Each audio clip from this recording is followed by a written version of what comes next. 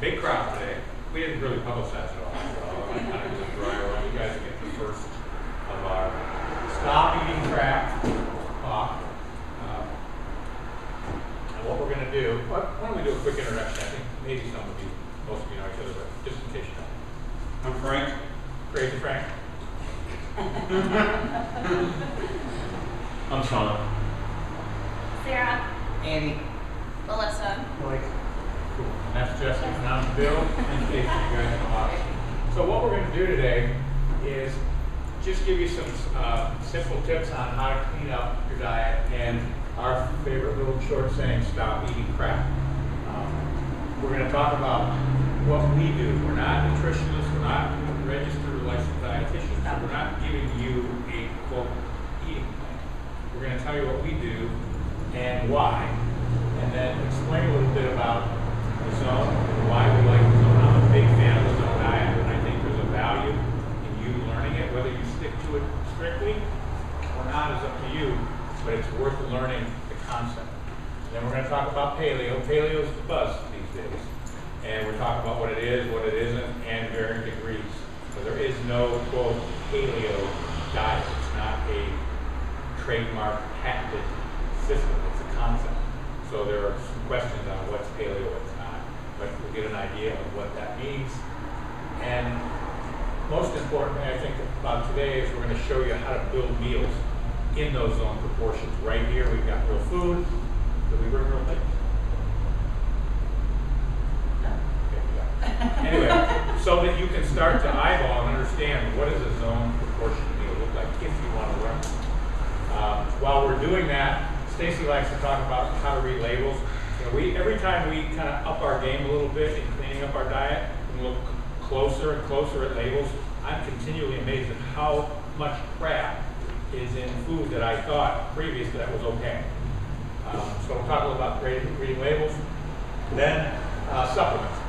We do a little bit of supplementation to tell you why we do it. There's a lot of different supplements out there. We don't push a lot of things, but there are a couple of basics that I think everybody ought to do, or at least ought to know about. And then we get to a Q&A, and we're just talking to see what you want to know. I'm going to go through this fairly quickly, and so I'd rather just get out of some basic info, and then if you're more interested, you can ask me questions, and I'll sit there. We don't sit here and stand here and bore you. And then we've got a bunch of handouts. There's a really good zone diet primer. It's from the CrossFit Journal, and there's a article that Greg Glassman wrote. These go back to 2003, 2004, and if you read what he wrote then, it is spot on to what everybody's talking about today. There's nothing different. It's just people elaborate more on the concept. He doesn't use the word paleo. I don't think paleo was coined back in 2003, 2004, but it's all the principles and concepts that he built in the nutrition side of CrossFit. And then Staci's got some recipes, and we've got a few different books up here that we can tell you why we like and a couple that I don't like. So if you want some reading material, you know what to do when you hit the bookstore. So then we're going to start with Staci telling you about why we do this, what our story is.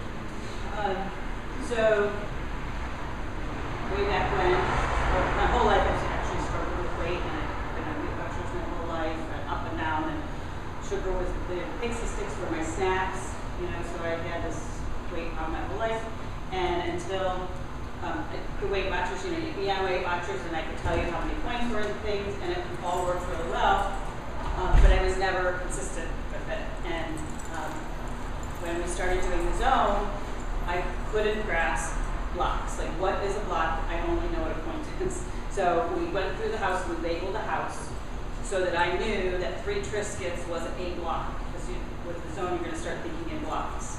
And so I made it a dummy proof of the house. So it was like, okay, 3 almonds is a block. And we'll talk more about that. But I started learning what blocks are, and labeled the house, and started doing the zone. And then as I was feeling better, obviously I'm doing better, but then I realized if I had a sandwich for lunch, I was tired. If I had a salad, I was okay. And trust me, I'm a huge napper, so I was napping every day because I was having a sandwich every day. And so I cut out my sandwiches and switched it all to salads. And slowly, because of how I felt, I ended up paleo without even knowing it. And then we did the whole 30, which is like a whole nother step into it, which changed things for me, like a heel spur that I hadn't run in a year. And all of a sudden it was last March. I hadn't run since the May previous to that. And I said, I'm gonna go for a run. And that was like that aha moment for me, like, holy cow, I'm pain free. So I went from that's my whole cycle. And so that's why I stick with the paleo whole 30, and I'm pretty good about sticking with the whole 30. It's not hard once you figure out where to buy your products and what to get, because it's real food. But so that's the evolution of why we are here where we are now, and why we do what we do, and why we have a passion for it. Today I heard one of our members who has switched over, and she doesn't have any hip pain anymore. And that's the biggest thing for her. She hasn't lost a whole lot of weight. Although she looks a whole lot better, but she doesn't have any hip pain. Can't take that away. So that's why we do what we do. Cool. All right, before we get started, do you have any questions or anything that you want to make sure we cover? Yes, sir. Where's the word paleo go? Okay. Huh? Paleo and It's the era, like back in the dinosaur days. Mm-hmm. What Paleolithic? Is that the right term? I'm not camera here, Mike. It's okay. So that's the era. Before drive-thrus.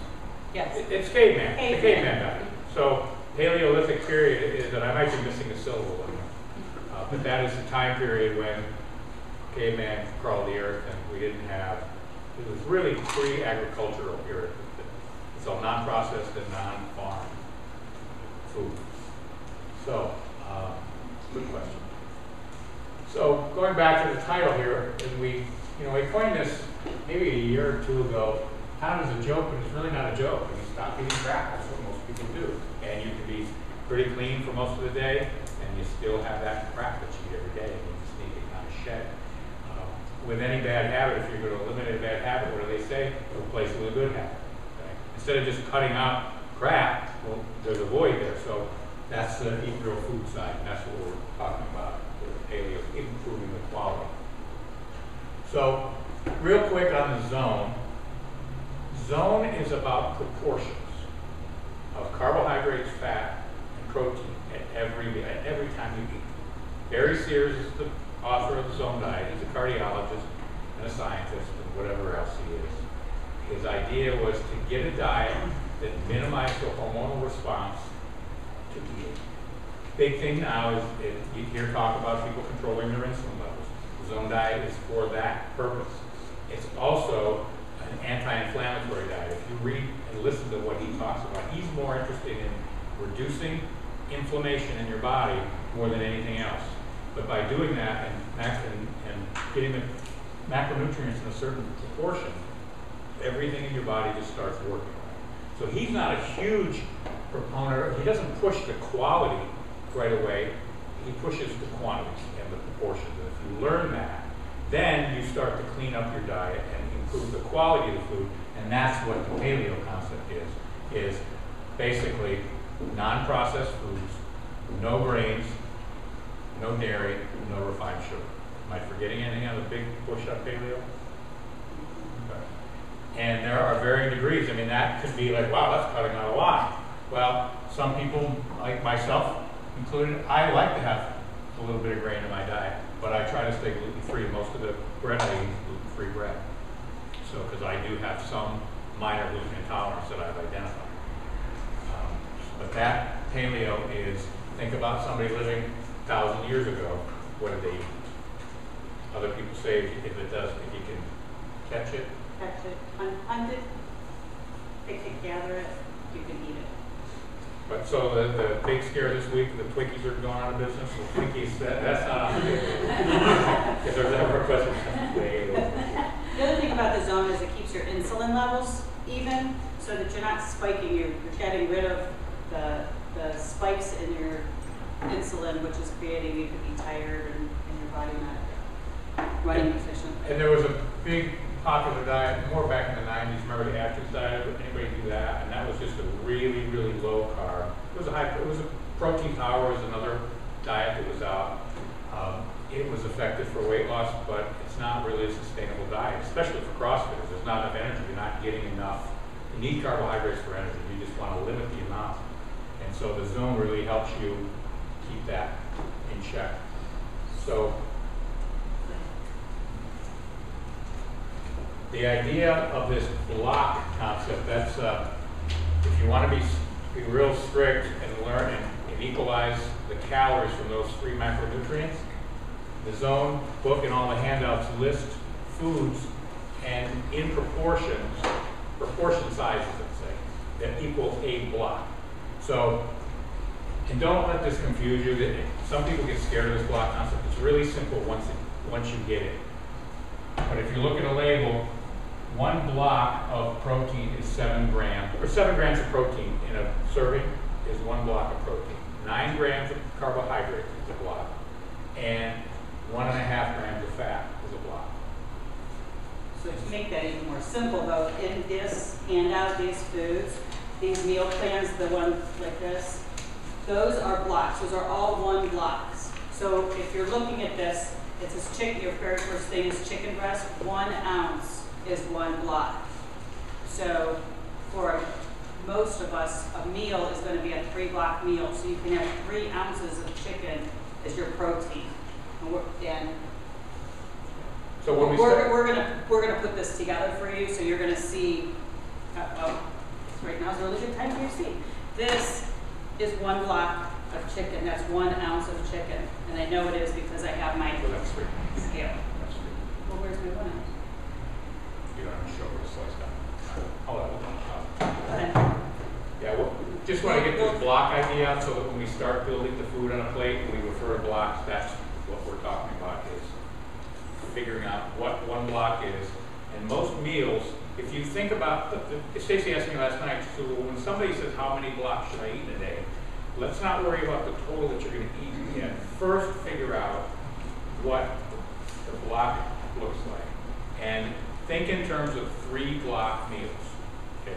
Guys are a little bigger, you're going to need 4. Tommy might need 5-block meals because he's very active. But just first get a baseline of what a 3-block meal looks like. And that's going to be your standard every time you eat a meal. And then as far as quantity, what I like is just spread those out through the day and eat when you're hungry. And don't worry too much about the total yet. If your proportions are way off, just cleaning up the proportions and getting them to the zone guidelines is going to do you a lot of good. And then you'll start to we'll work on lowering the total if you're eating too much, or upping it if you're not eating enough. So that's what these are. Each of these is 1 block. So I'm going to show it now. Sure. So let's make up a meal. I want you to stand up. If you want to stand up and look around, it's probably easy to see. So I highly recommend getting a scale. This, I don't remember how much it costs, but maybe $10 or $15, $20 at Walmart or whatever. When you read in the first section of that zone article that Greg Glassman wrote, what he strictly recommends is the first week. Don't go too crazy. Don't do this forever. But the first week, weigh and measure everything, which she's going to show you. I still weigh and measure. The value, if you just do it for a week, what you're going to learn in that week, reading labels, weighing food, is going to stick with you for the rest of your life. I can eyeball pretty much anything I eat now. I don't have to weigh it because I did it really strict for a while. So take the time to do what Staci's about to show you. So Where can I get one of those? Just like, Walmart, oh, right. anywhere. Yeah. They have them where they're not battery, but then if you don't have it exactly on 0, like say you're over a little bit or under a little bit, you could overeat or undereat. So this I just find to be really accurate, and I've never had to replace it. Yeah, whatever you put on, like if she had a heavier dish, once you put it on, you just hit this I button. just hit it, so it comes down to 0. That zeros. So we have chicken, which is our protein. And I can't see.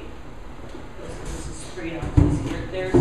So here's 1 ounce. So that's what I'm making a 3-block meal because this is my lunch I'm having. So I'm making a 3-block meal. So here's be right at 3 ounces. It's just shy of 3 ounces. Should be 3. Is it 3? The reason I put that in, I put this in here so that that's what sliced up becomes on a salad. gonna be like that, but this is 3 ounces of uncooked chicken. I brought 2 in because usually if you go to a restaurant, you're usually gonna get The whole thing. Yeah. And yeah, I always thought I was doing good because I was ordering chicken, and then I realized I was having 2 meals. Good, Because good this rule of is- thumb for protein, chicken, meat, fish is a deck of cards. Picture a deck of cards. That's 3 ounces of steak, chicken, protein. It's a good way to highball. So this happens to be gluten-free pasta, but it's pasta all the same. So say you were having chicken and pasta. I've already measured it out. This is 1/3 of a cup is 1 block. So this is a whole cup of pasta. That's your portion. So say you were having spaghetti and meatballs. Like for me, one of the things that happened too is that wasn't enough for me. I wanted it all. So I wanted to, keep my plate full. So it was too much. So it's easier for me not to have it. Like mayonnaise is 1/3 of a teaspoon. I like mayonnaise too much, so it's easier for me not to have it at all than to limit. Definitely all enough. But so anyway, so this is our dinner portion. And now we need a fat. Because we have our protein, our carbs, and I didn't bring a very good fat, but well, I'm not going to eat nuts and that for dinner. But if I was, I would. well, and truly, you could just put on some tomato sauce onto that, and you're going to be okay. And then 3 almonds is 1 block. So I'm making a 3-block meal, so I can have 9 almonds. That's good. So there's my 9 almonds. Now, if I was going crazy and having macadamia nuts, which I love, but they're high in fat, only 1 is a block. So that would be a snack. So Bill can handle the fat, I can't. But if I was having macadamia nuts instead of the almonds, that would be that. Or maybe I wanted to have 1 and 6. But that's technically, there is a zone plate. Well, not all of that. But so that is a zone plate.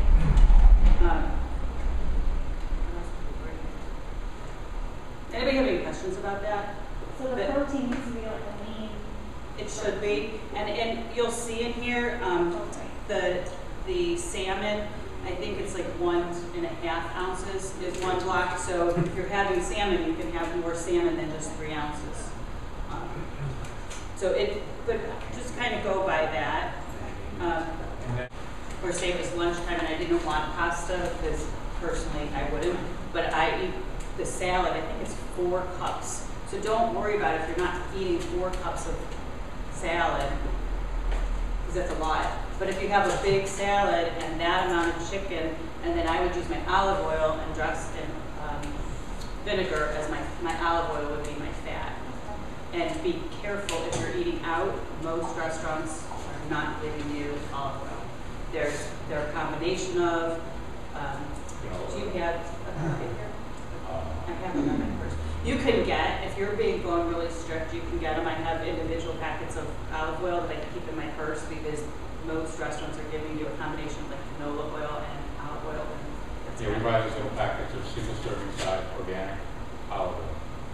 Get them online. There's a website that specializes in minimal, the little mini portions of pretty much everything you can eat.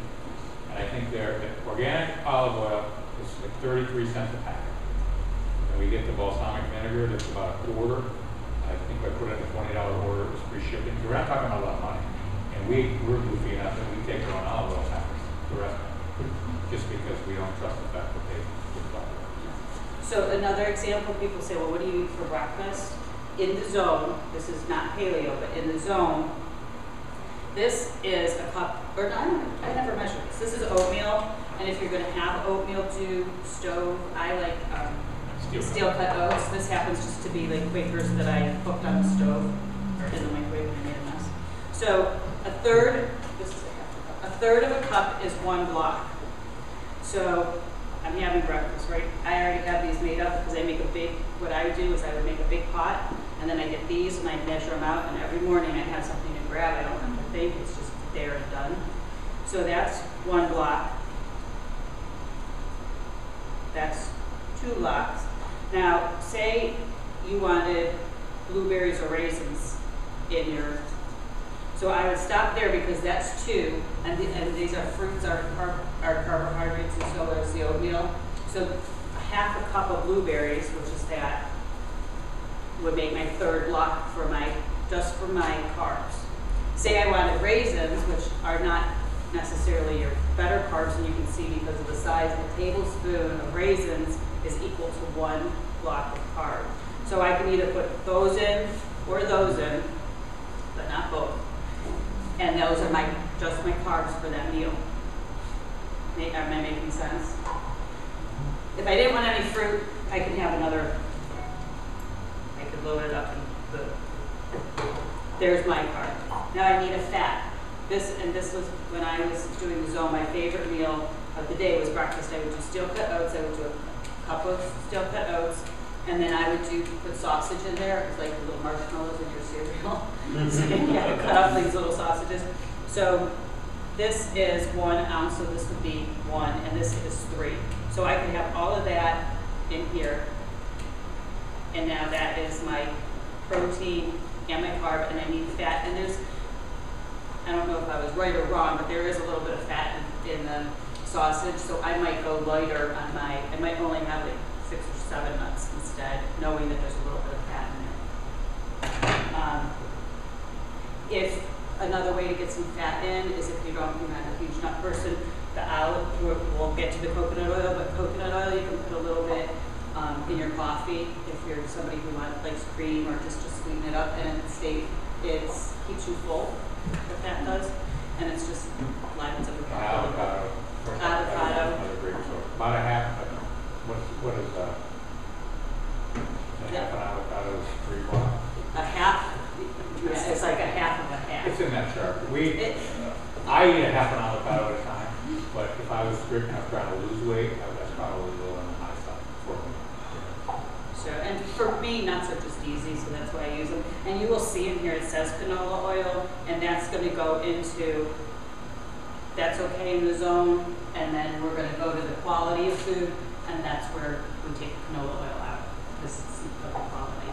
So it's not the end of the world, it's just not where we are today, so we have time to not talk about it.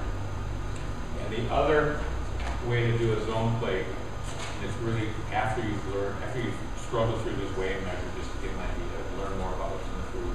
Radish Recipe talks about building your plate, taking a third, or it's more of an eyeball of looking at your palm, and that, not forget your fingers and your thumb, but your palm, that much of protein. And it's a good guide to how much you should eat. Tommy's palm is bigger than Sarah's palm, so that's, you eat your protein in about that size, that's a pretty good meal. And then put that on the plate, and the rest of the plate, fill it with the vegetables. Green, dark colored vegetables. And stay within the range. And you can triple, if you can double the size of that vegetable portion, and you're not going to be hurting yourself. But that's a good eyeball, a third of a plate, and then fill the rest up with good stuff. So if you're still hungry when you're done with that, you can add vegetables, not necessarily fruit, but Yes. If you're still hungry, I would have like more vegetables and maybe more protein.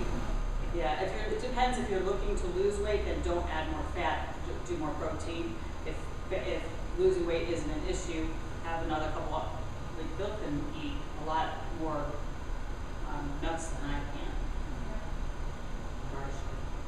Yeah. okay. And then with the fruit too, it's a good point, was in January I was eating a lot of fruit and I wasn't losing the weight, and somebody said, well, you're having too many apples a day, and I was like, shoot me, I'm having an extra apple a day.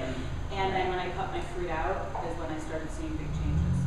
Wow. So it kind of sucks, and I'm not telling you not to have that extra apple, but I now have a half an apple and not the whole apple. Because that's truly, I was holding myself back by having that extra half an apple. So one of the things too is to track how you feel. After, in addition, we'll talk about food loss. So, any questions about How do you that? keep that half apple from getting dark and bad? I give it to Bill. You can actually put lemon juice on it. No, you can put lemon on it. Okay. And avocado is a good the best way to keep an avocado is if you have half, eat the half that the seed is not in, and then the other half put in a dark container. So go, like, I don't know if you guys have seen like the lemons and limes holders, like for leftover lemon, those are awesome because they're dark.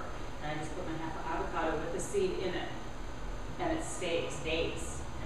Put it in the fridge. But you don't. Take the pit out of it, turn brown. Put it in the You fridge. leave, yeah, in the fridge. But when light hits it, that's what the light is helping turn it brown. So the dark container, even though it's in your refrigerator, when you open your container, so put it in a dark container. If you make guacamole, keep the pits in the guacamole. You can put syrup in there, syrup too. Yeah. She got me, I used to eat apples whole, and now pretty much every day, I have an apple, I use a slicer, those little things that Yeah. decore it. Yeah. And so in the morning, I'll do that, and I'll put all those pieces in, and I'll just eat through the day across 2 meals. But if you cut it and you put it in a bag and you put it in the fridge, it should last a Okay. couple days. And then if it's a little bit brown, it's not like it's Okay. bad. Now, if it gets fuzzy, it probably won't. Good. All right, so, next. What I meant to start out with, and I skipped it, You can sit back down. see, is, when somebody comes up to us and says, how do I get started figuring out what I should be doing, cleaning up my diet? The first thing is start a food log. For the next 7 days, write down everything you put in your mouth. And don't worry so much about the portion size. Don't hung up on calories. Just write everything down, and just kind of use a term like a lot, a little, about how much. Everything you eat. And by the time that week is done, if you need some help in looking at that list, we'll be glad to look at it. But I think if you look back over it, you're going to say, your biggest problem of your diet is probably going to be staring you right in the face. A couple weeks ago, was it you that did you start a food log a couple weeks ago? Yeah. And didn't you say that you stopped eating? Well, yeah, I was like not eating a lot of things because I didn't want to write it So down. just the exercise of making a food log cleaned up her diet, but she's like, I don't want anybody to see that. But try like it, then if you're doing that, make a little note in the border to say, like, I would have eaten this, but I didn't. So that you can see, is that a repeating habit? You can see that maybe it's because, we got a guy here that has worked out with us for years. He just gave up, now he might be back on it, but he gave up his Mountain Dew thing. Remember Hayes telling us about it, Tommy? Yeah. He used to drink like 4 or 5 Mountain Dews a day. Well, so when you take that out, you don't have to, that's going to make a major impact on your life. So, but you may not have something that extreme that you're doing that, but there might be something, there's probably something that you could learn to give up right away in a food log. When you doing the food log too, if you're note how you feel afterwards. If you feel like you need a nap afterwards, just write it down, because that's how you're going to see if some kind of food is bothering your system. Because we're all different. Some people have the gluten intolerance, some people don't, some people have dairy. But you'll see, like I said, that's how I changed myself. It was like, I had a sandwich, I'm tired. I guess I better not have sandwiches so much. And so if you know how you feel in your log, that will help you. What part of sandwich you think made you tired? The bread. Yeah, it was. And speaking of breads, those little, those rounds, those Arnold Selects, I know they have a lot of different brands now. Those are 2 blocks, so you can have a sandwich and then have a salad with it. So If you read the label, yeah. I ate those for a long time. I've moved away because you read the labels, they have a handful of ingredients that have 12 syllables. So it's like, I can get away from that. But that's down here. But if you're starting with the zone, which I recommend, but that's going to the natural foods and no process. Did you have a question? But if you're doing the zone and you want a sandwich, that's 2 blocks. You can have a salad and 3 ounces of meat on a bread with mustard. That's nice. That's a nice lunch. So now we get to start talking a little bit more about paleo and what modifications, or if you don't want to go extreme paleo, and I'm not extreme, but Staci's more than I am. Give you some ideas on what I've done that really hasn't been a negative effect, or given me a negative effect. But one last thing on the zone before we move over to this paleo, the reason I think it's important to understand this proportion thing is that when you are not in a position to eat decent food, you can still stay strict with zone and probably get away with it. And I do, that's how I get around when we have crappy food choices. If we're out partying, when we're at the boat every weekend, we're around pizzas and chips and all kinds of stuff. And so Staci's really good at skipping it all. But I'll tell you what, if it's 11 o'clock and I had a few beers and I see a piece of pizza, I'm not going to run away from it. I'm not going to eat the whole pizza. But here's what I do. Here's what I do. If I have something that's got some crappy heavy grains or too much carbohydrate, then what I automatically do, and I am not an anal person by any means, except when it comes to eating in zone portions. That if I eat a piece of pizza, I will move around and I will find and scavenge enough protein to balance out that carbohydrate. And I just do it. And what happens is that, and so if I have that slice of pizza and I tear off the crust, then I'm going to go find myself 3 ounces of protein. So now when I look at that second piece, I'll tell you, it's very hard to do that on a regular basis. Like, now I look at that second piece of pizza and go, do I want it? Well, yeah, maybe, but I don't want to go scrounge around for 3 more ounces of protein, so I skip it. Then it's a little game I play, but it works. If I'm somewhere and they got a bowl of chips and some guacamole, I will eat that. But I'm very cautious of eating too many of the chips, and I'm also looking around to get protein to balance out that carbohydrate. So I don't have cheese on pizza, which is protein. That's what true, but a lot of times I scrape the cheese off because I'm staying away from dairy. So, but that's again, I think a valuable lesson. You get that zone proportion thing down, learn what's in your food, and you really be able to make some good choices. All right. On to the paleo. I don't know what else we need to cover. I like to keep it simple. Again, it's just eat non-processed food. If you want a little bit of grain, and it took me a long time to, and I still like a sandwich from time to time, but I've switched to gluten-free. Just focusing on that so I can still have gluten. It's from wheat, barley, and rice, or wheat, barley, and rye. So the gluten-free products, most of the ones that taste good anyway, are from brown rice flour. So that's still a grain, but it's gluten-free. To take that a next step, if you want to stay strict paleo and still have some bread, then you could do almond bread. Staci just made a loaf last night. It's awesome. today. You can buy paleo bread, and that's basic. It's basically from almond flour or coconut flour. Yeah, it's pricey stuff. It's a big switch. I don't know if I'd recommend, if somebody's jumping off the cliff here and saying, I want to go real super paleo, first of all, biggest thing, give up refined sugar. Cut that shit out of your diet. That, and do it anyway. I've always said sugar's the worst thing, and just in the last few months of reading a couple of my new favorite books, I've pretty much switched and put that back to number 2.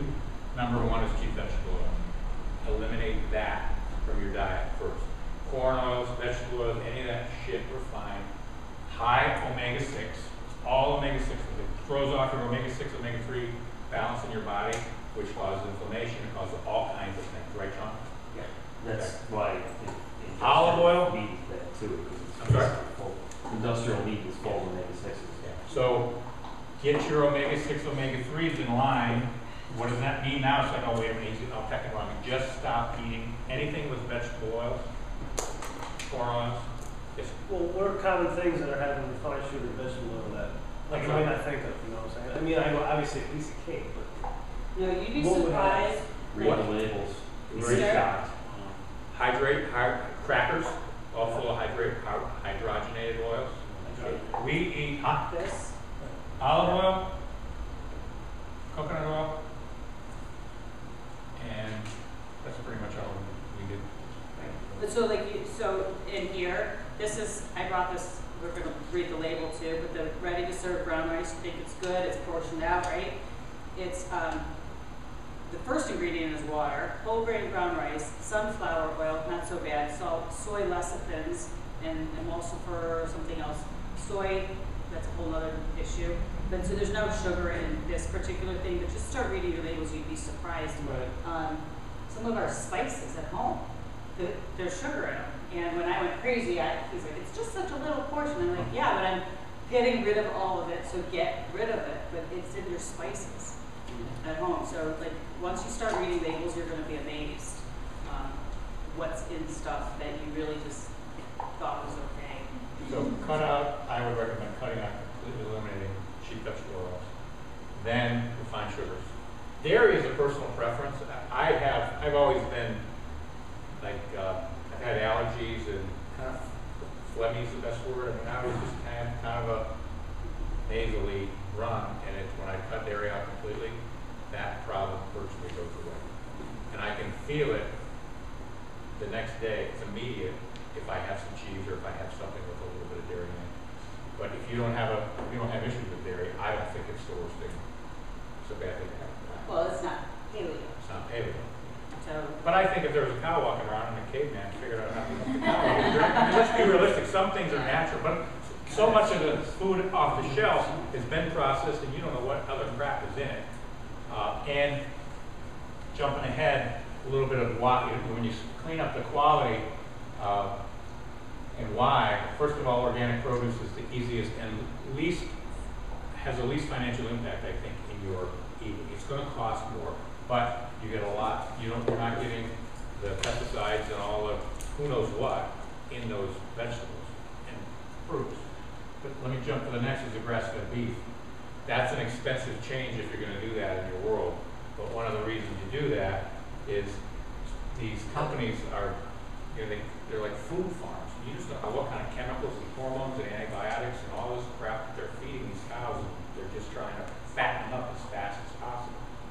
Okay. So what happens in that grass-fed beef is the fat contains most of the shit that they feed or pump into the cattle. Okay? It's all fat soluble, meaning it doesn't rinse, it's stored in the fat. So if there were hormones, there were antibiotics, there were pesticides, I don't know what they're putting in, that doesn't go away. It doesn't cook off, it's in the fat. And by going with grass-fed beef, you virtually eliminate all of that in the fat. And omega-3s come from green leafy vegetables. So, And the meat fed with corn or meat fed with grass. I mean, it goes back to omega-6-3 ratio. So if you have a hard time swallowing that increase in your budget, just be extra careful to trim the fat off of any of the meat, the traditional meat that you use, because if there's anything carried along bad, it's mostly in the fat of that. Where do you buy your beef? well, we do a beef produce in addition to we do a meat co-op. Right now it's limited. I can help you get another beef source or put it on the waiting list for the next time. So that's where we personally do, but Hyman's also has. Lately, if you look around the stores, they're much better. Costco sells it. I haven't seen Costco. They sell in 3-4 pound packages. Oh, yeah, they have grass-fed beef, just the ground beef, they don't have steaks. Yeah. But like You go to Hyman's, even Giant Eagle, they have their packaging company. So it just says. It says organic. Organic. But I can also get you some websites where you can order, like we order our bacon from Nebraska. And it's the best bacon I've ever had. But we don't buy the grass-fed beef from them because it's easier now to find it locally. Here, yeah. Right. And there's grass-fed and there's grass-finished. It's starting to become a marketing piece. Fairview Farms doesn't do bacon. They do bacon. Fairview Farms, where we get our beef, they do bacon, but there's sugar in it. Oh, And there is sugar in it. And I don't remember why else I didn't. I think it was the sugar, because when I got rid of the sugar, it was like I was being I did the whole 30 and this is it. And so I didn't do any sugar. And so their bacon's fine, but compared, want to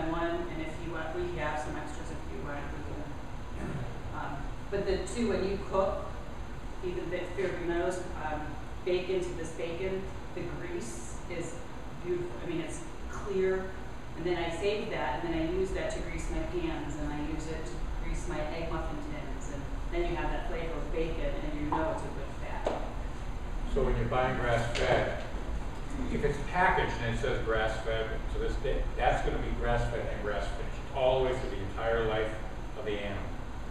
If you go to Earth Fare, they're not grass-finished; it's grain-finished. They raise and feed the animal for most of its life on grass, and then they do 90 days. They finish it with grain. They want to fatten them up right before. So they claim that's not as bad because it hasn't been its entire life, but I don't know. Okay, it's not as expensive. But grass finished is they've never had any grain in the whole life. But Heinen's has a pretty good selection. Okay. We can get you. And if you're averaging, if you get a ribeye or a strip steak, there, Giant Eagle has a different vendor, but it's brought in from somewhere out in Montana, and it's about $20 a pound. When you start eating grass-fed beef, it is different. It tastes different. It cooks different. You might not like it. It's And, different. well, we have a couple of steaks that we just don't eat anymore because we don't like the flavor. It's different, and I don't cook it, but he does. But I used to like medium rare to medium rare, and now it's pretty much more medium to get to the texture and the flavor, right? Yep, and we don't eat huge portions, and we'll eat, I'll have 6 ounces or 7 ounces of steak, and that's as much as I eat in a meal. So $20 a pound sounds like, wow, that's a lot, but we can get a steak that's less than a pound, maybe it's $15 and we split, and that's a meal for both of us. So yes, it's more expensive than buying crappy little cuts of something, but it's not. The other way to break it down is to buy a quarter half cow storage. It's a lot of cash outlay, but the per pound price But I would- really comes But I would buy different cuts from different places and make sure that you like that. Because again, Stacy said there's certain, I like the filet, grass-fed grass-fed strip, I won't even bother. I'll have a ribeye, I need a little bit more, there's not a lot of fat in it, but it's a little bit more tender of a cut. But the farms are different. We Yeah. recently got meat from a different farm than ours in a steak that we hadn't. What was it? It was like a ground sirloin steak or something. I don't know. It was a sirloin. It was a much cheaper cut, and it was way better than some of the better cuts that we had. But it was from a different farm. Yeah, I had a ribeye from the vendor we've been using for a year, and now it was a sirloin from this new vendor she found, and I like the sirloin better than the ribeye. But it was just because it's different suppliers. So I wouldn't buy a half a cow until you're sure that that's what you want. But it is a way to save money. You eat the tongue too? Hey, that's a delicacy in a lot of Yeah. I buy half and And then we'll touch real quick on supplements and what we do, and then you guys just ask whatever if you have more questions. The most important supplement, it seems these days, is omega-3. Get omega-3s extra in your body. I eat 5 grams a day. Take them in the morning. And It's 2,000. it's 5,000 milligrams. And what the big benefit of the omega-3 is attempting to balance out, because we get so much omega-6 fatty acids in the food, is to increase your omega-3s to bring your omega-6 omega-3 balance closer to what it should be. And it's all about reducing inflammation in the body. And there's books you can read up on that. You can Google anti-inflammatory diets and read why and how. But omega-3 supplementation, I have not seen or read anything negative about it. You can find articles say grass-fed beef is the best and grass-fed beef is bullshit. Organic produce is great. Organic produce is bullshit. Every topic seems to have somebody screaming one side or the other. But I've never seen anything bad saying you should not do omega-3s. But there are a couple of mistakes you can make. One, it's best to get it from animal fat and not from plant fat. And the way to read the labels is also a little confusing. This is my favorite fish oil now because I take such a high dose. Costco sells these. It's one pill is 1,000 milligrams of EPA and DHA. Don't get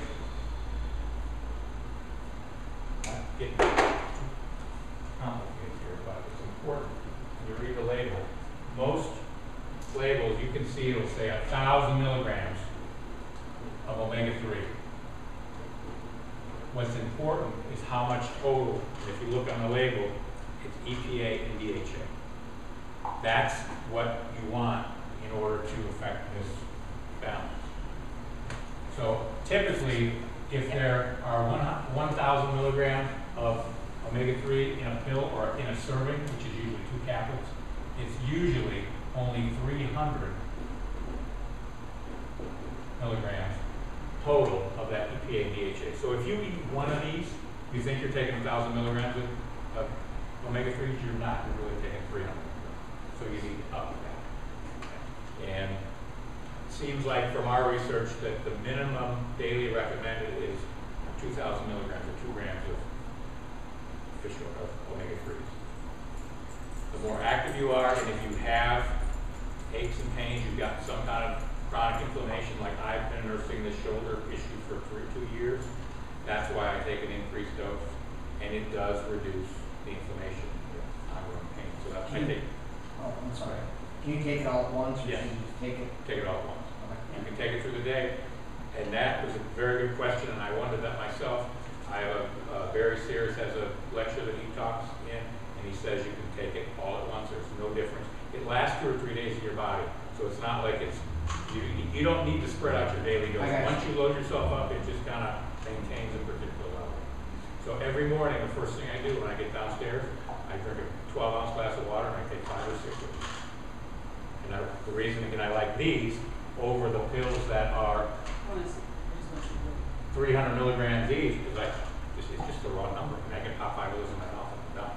If you try to take 16 pills every morning, you're not going to do it.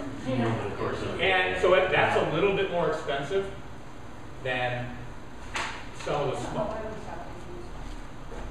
Because I think I did math. No, that's a little bit cheaper. This is, at Costco, there's 130 of these. This is $20 for this big bottle.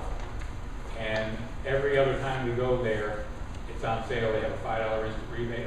We load up on it for the $15 for that big jug, and that's about as cheap of omega-3 as I've seen.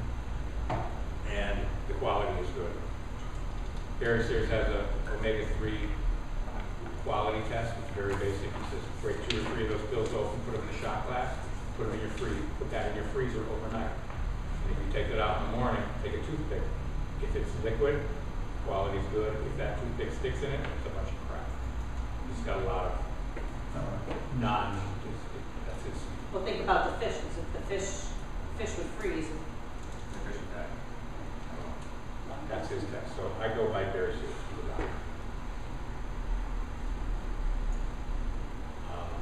So somebody.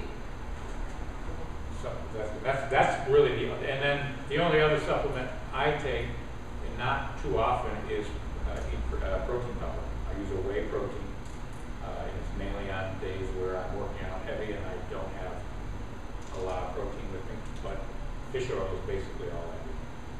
I found a lot of proteins, sometimes them too.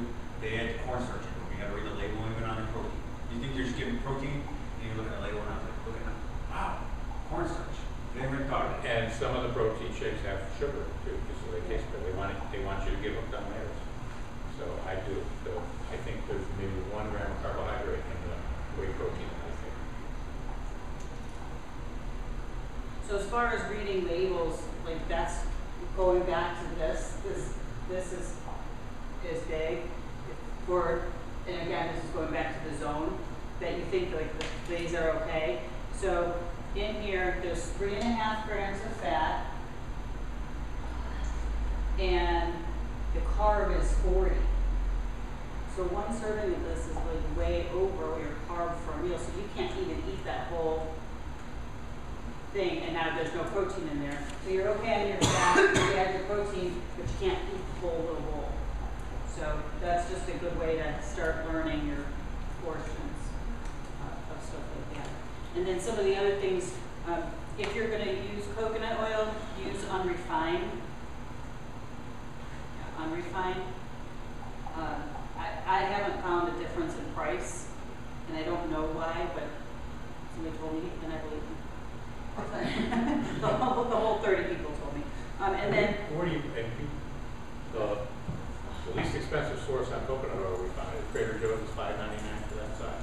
yeah, but it wasn't unrefined. Oh, is that right? That's a $10 jar right there. Yeah, it's So not it's not cheap, but cheap. it goes a long way. It only too. is a little bit at a time. Like if you put it in a pan and then use like a baster to get it all the way around, it you know, it really, I mean, it takes us more than a month to go through that. yeah. And we cook with it a lot. We're pretty generous with it too. So this happens to be my favorite brand. There's all kinds of brands, but that and Is then that some, like semi-solid? What is it? it's a solid. It's a solid. It's a solid, and then Oh. It'll spread like, you can spread it on bread, like like when he makes garlic bread, he'll take a piece of this, he'll Oh. spread it, put some garlic on it, cook it in the pan. Okay. So, but also in the summer when it gets hot, it melts. So it's not uncommon, like it'll solidify and unsolidify. Yeah. Where is that from? This is from Earth Fare. Earth Fare. We do a lot of our shopping at Earth Fare, and part of that is because when we were doing the Whole30, and again, go home, read your tomato soup. You ask, read your labels on your, just even tomato sauce. Most all of them have citric acid, sugars, all kinds of stuff. And their brand is just tomatoes. Like in here, it's just organic tomatoes, dehydrated organic onion powder, organic garlic powder, and sea salt. So I stay away from the citric acids. Again, it goes back to when we did the Whole30, and I just figured it's $1.69 a can. I know it's more. It's not overly bad. It's not overly pricey. It is more, but I keep the citric acid out. So that's where this both of those are. And then the other thing that coconut aminos, again, $9.99 a bottle when they go. Oh, $6.99 a bottle. Sorry. So it is pricey, but this is instead of soy sauce, which is again that's a whole other hour. And we've eliminated soy from our diets completely. Yeah. And So soy sauce was really hard for me to give up because I used to put it, I put it in everything when I cook. Salad dressing, any kind of stir fries. yeah. So And this is a that- good substitute. That's a great taste substitute. It's a for soy sauce substitute. How about the goose compared to soy sauce? You know, if you're comparing it side by side, there's no comparison. I mean, soy sauce, come on, it's salty, it's awesome. So you can't go side by side, but if I cooked a stir fry with this and gave it to you, you wouldn't know. Or like I've even taken it to for sushi. You come in with my little jar. It makes it take that and put a little bit of rice vinegar in it and a little garlic powder and you dip your sushi in it. You know. Yeah. So What's that called again? This is coconut aminos. Only two places we've seen it around here, it's Earth Fare and Nature's Been. Nature's Been, and Nature's Been carries When this did stuff they- too, and and I just know the prices. This is That's $9.99, $6.99, and I just Rich, it's cheap. Rich, yeah. Like Nature's Been, this was just on sale I for wanted to because I'm hoping to sell it. $5.99. I just took it. Every time I go to Trader Yeah. Joe's, I ask somebody if they have it because I'm hoping that one of these times their One of managers the other hear things, that some you know, people will always ask say, like, how are you and tell me. successful? This is our salad spinner, our famous salad spinner. That is always in my refrigerator. We have 2 salad spinners, and we go through about 4 of these a week. 2 to 4 of those a week. And so, but it's the simple. It takes the water out, so You should chop it up. you clean your lettuce and stuff, and then you put it in there, and then you spin it, and you spin the water out so it stays fresher. And so it stays fresher in there, and we just keep this in the refrigerator, and it's just really easy. Just go in the refrigerator, pull it out, and here's my salad. Leafy greens. I probably eat 4 or 5 cups of leafy greens every day. And a way to cut out dressings, Greek salad dressings is another one that has tons of crap in it. A way to cut out the salad dressings is we started using watercress and parsley and cilantro. That's all in there, and it's very flavorful. So now your lettuce isn't just plain lettuce, there's a lot of flavor to it. So just a little bit of olive oil and vinegar is okay. A lot of times I don't even put dressing on it because you so much. I said, I don't know if it's just, if I do, if it's just balsamic vinegar. Yeah, I do olive oil, balsamic vinegar, or red wine vinegar, and I put coconut aminos on it, so just a little bit. So, Dr. Look at those books. Dr. Barry Sears is the Zone, fitday.com. There are a lot of Zone books out that have recipes of food choices in it. What I would recommend you not do is read the original book that Barry Sears wrote called The Zone Diet. Because it's very confusing. If you read it, you probably won't like it. When I first saw that I read that book, and then I saw that he wrote all these like follow-up books, and I thought, what's this? He's just trying to make more money on the same concept. Why not just read the original book? And I heard him in a lecture, and he said that he did not intend for the public to read his first book. He wrote it for cardiologists. He wrote it for the medical community to give a basis for why they should get their patients on this anti-inflammatory diet. But he said it got all popular. People were reading it. Of course, they're not going to get it. It's very confusing. So some of the follow-up books, or if you just Google the stuff online, or read that one 10-page article, it gives you the nuts and bolts right there. But don't read his first book because you'll hate it. This is my favorite Zone book. This book, and if you're going to go out and buy it, don't get the smaller version. This, if you open up, it gives you different foods. So this recipe is radishes, and it talks about a radish, and then it gives you a whole recipe, which is a meal. And you'll learn real quickly. In here, you'll see that I actually went, at the beginning, I wasn't sure, but this was a 4-block meal. So for me, that was high. So this is a meal and a snack for me. How many, like when you do those blocks, how many meals, how many snacks do you do a day? So, what I do 3 meals at 3 blocks and 2 1-block snacks if I can. That's a lot of food. It is. So 3 for breakfast, a 1-block snack, 3 for lunch, 1-block snack, 3 for dinner. That's a good start. Okay. Yeah. Suggest it if you need a little more or less. Guys, if you go 4, 1, 4, 1, 4, that's for if you. The guideline that I always heard was whatever your lean body mass is in pounds divided by 10, and that's how many blocks. So if your lean body mass is 170 pounds, your 17 total blocks, which would be that 4, 1, 4, 1. but how do you know it's the muscle? That's again, but the 200. If you're relatively lean and you weigh 190, you're pretty athletic. You're probably 170 body mass. If you're a little on the heavier side and you can lose some weight, so that number doesn't change. This is kind of your target. This is ballpark again. If you're 210, 220 pounds and you're trying to get down in that 190 range, that 17 block is going to probably be a good starting point. And then you're going to have to tweak it. But if I ate that much, and again, activity level makes a lot of difference too. If you're sedentary, you can't eat as much as if you're doing We know you guys aren't sedentary. Okay, But- before you, oh, sorry, go ahead. So, but I wouldn't get so hung up on how much, as far as just get the proportions and learn how to clean up and get rid of some of the crap, and then just go with how you feel, how you hungry. Because when you start getting rid of a lot of the high carbohydrate load in your body, and you start getting yourself what they call fat, your metabolism is fueled more by fat, then your hormones are going to start working better, and you're going to feel full sooner, and you're going to know that you don't need to eat. And that's kind of crazy. But if you read this book, this is my favorite book in the world for understanding how your body works and reacts to food. And it talks about the balance between, or how the 4 major hormones that have to do with weight gain and how we feel work and interact. And you'll read a lot about those. You'll read a lot about insulin. You'll read somewhat about glucagon, not much. And the other, cortisol is high stress levels, and very little, if anything, about leptin. But if you read, they won't talk about how they interact with the other 3. This book does it in 7th grade language. It's just like sitting around listening to somebody tell you very basic. So I don't want to talk much about it because I'll screw it up. I got a real good understanding of it for myself.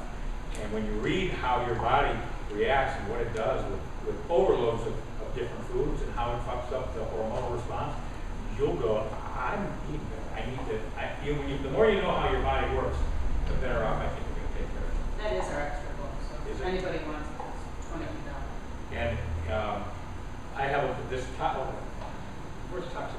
Barry Sears wrote a book about 4 years ago called Toxic Fat. And it's excellent. And the, with the soup. That's the evolution of that. That must be in my car. There's a book called Toxic Fat, and it's really good at explaining everything this book does in doctor terms. You'll read it. I read the book, and when I read this, I thought, well, I finally found a book that I can understand. And I was just flipping through that book the other day and realized it had all that in there too, but it went in one ear and out the other because it was just a little bit too high a level of reading. But this puts it in real basic terms. But this is a great book because it gives you recipes, and if you're cooking for yourself, it's one meal or maybe a meal and a snack. And then if you're cooking for your family, just double it or triple it, whatever you have to do. But it's giving you solid zone meals in everything you cook. And it just goes through it. Kidney beans. Here's a recipe for red bean chili.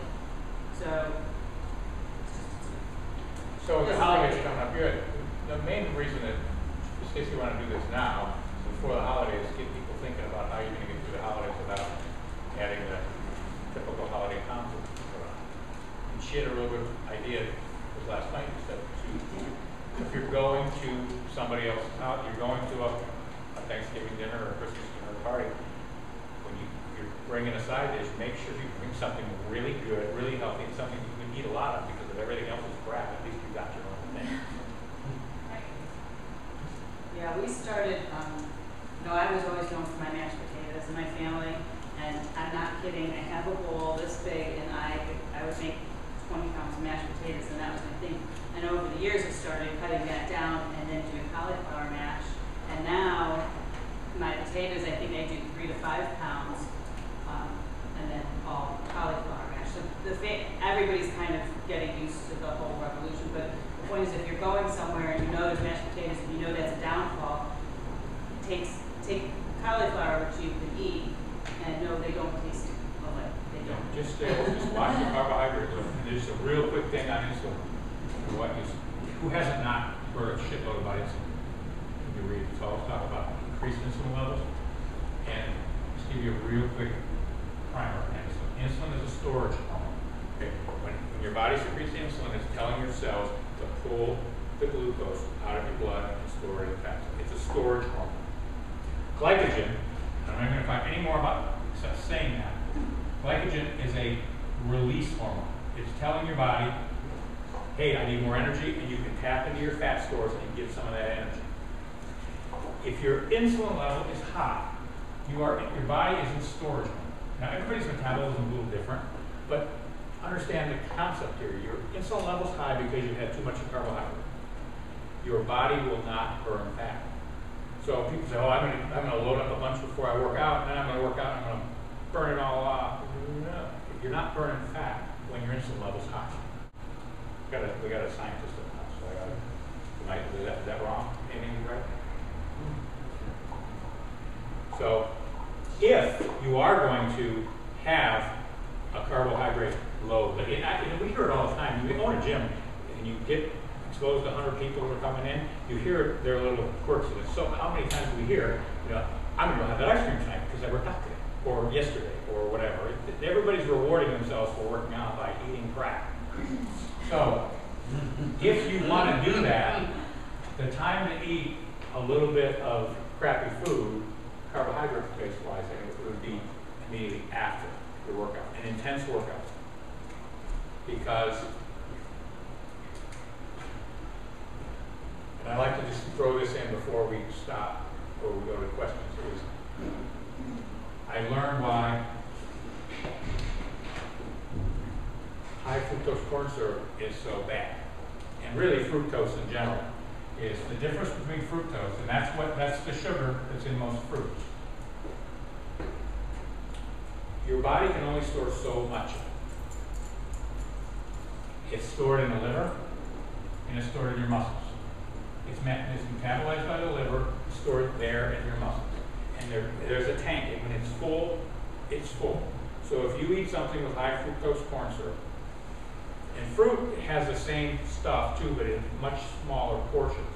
If you drink a can of Coke, that's all that shit is high fructose corn syrup. Your body has nowhere to put it, except in your blood as fat. You are not going to burn that as energy. It goes into your body, in your bloodstream, triglycerides, and it goes right in, and it's a fat maker. Unless there's room. And the only way to deplete that storage unit is in a high intensity workout. So if you do, like Fran this morning, you are tapping into, you're exhausting your glycogen stores, and your body needs to refuel those. If you had carbohydrates right after, they would go in and store. Does that make sense? And it explains it really well in that book, way better than I So did. I should have, so like normally when I come in the morning, when I'm done, go home and have a bowl of frosted mini wheats and milk. It's, That's the time to have. Well, if you're frosted going to, but I wouldn't. I mean, I don't think you should eat frosted mini. Yeah. Fine sugar. Or just, if you do it in that little proportion, Yeah. that portion size with 3 ounces of meat, okay. see, zone it. If you're going to eat it, zone it out. And then just watch what you don't overeat it. You know, Sears is big on it. If you're going to eat something off of his unfavorable carbs, because that's just real world, you've got to be really strict with the portion size. Okay. And then balance it out. But if you're eating a favorable carbohydrate, or if you're eating kale or you're eating some other, you know, you're going to overeat it. And it's really hard to consume that much to be in a danger zone. But when you're eating not so good carbs, keep it really good. I was never an oatmeal person, and I still don't like oatmeal, but the steel cut oats is like a grainier, and I like them better. But 1 cup of dried oats makes 4 meals. So, I mean, it's not expensive. And like I said, I throw sausage in there. It's like a treat to me. And it's filling. It's probably one of the more filling meals. It's easy because I take it with me and throw it in a microwave at work or whatever. And then being prepared is huge.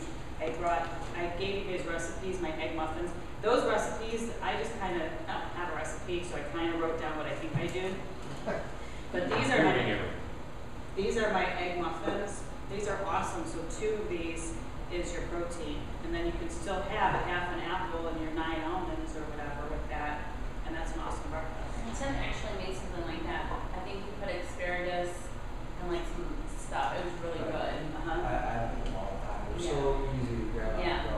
Yeah, they're easy and takes 20, it's on there. It's 20 minutes in a 350 oven, and you know when they're done, and it's easy. And I used to not fill the muffin tins enough, and then I think it was your muffin, it was like really fluffy.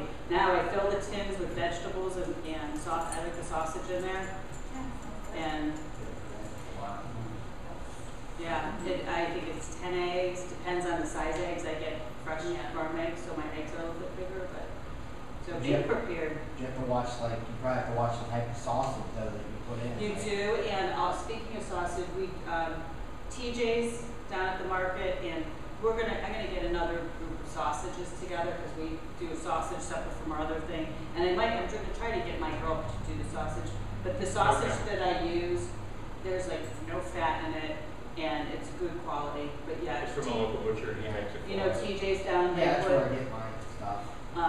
He does batches for us that he keeps out, even some of the other. Yeah. Yeah, I need to call him because we're low. What did he left me? I bought 18 pounds of sausages. 18 pounds of sausages, you laugh. It's 5 pounds a pound. We go so to 2 or 3 pounds a It's week. not outrageous. Yeah, we go through a lot of that stuff.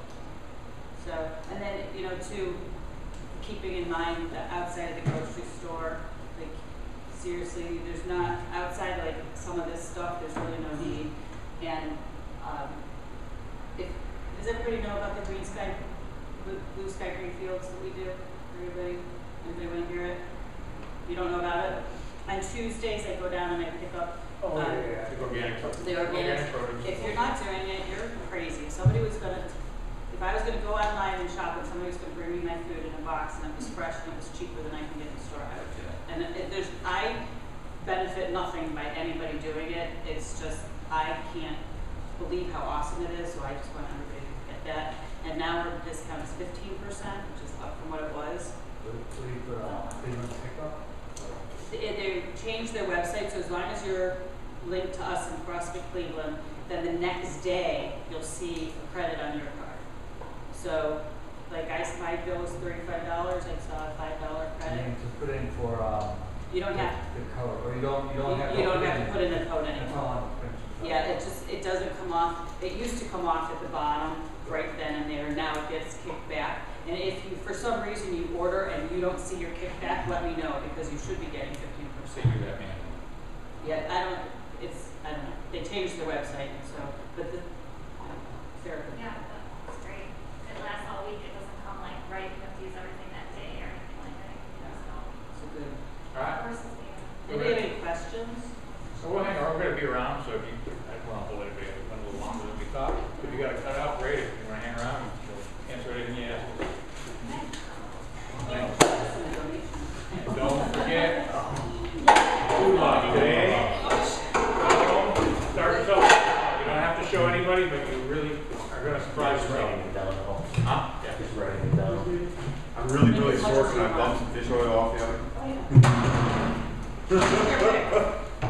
Not looking to ask for no. You're not going to take it to feel better in the morning. You need to have that. It takes a while. It takes a while, but it will kick in later on. yeah, I think it's a good business. Yeah, it's I not would going to not hurt. recommend going, this is how it started. Then you won't smell it. Right, how you feel. That's what's gonna determine. Okay, I mean, I've already know this, like. But the foods in there. Well, I used to foods, take they have Advil portions. all the time for a long time. All the time, 2, 3, 4 Advil at a time. I'm just sort of fish oil. Yeah. And then, doesn't seem me, I'm not putting myself full of drugs. I'll see you later. I have to go for Thank you. When are you starting your plans? 4 or 5 miles. Good. Good luck. If someone's like, Let me know if you my have any. I'm like, Try anything. I was going back and I'll 4 or 5 miles. I'll just keep pushing it back. I don't know that person. And she's like, oh, we're getting some fruit. Oh, you're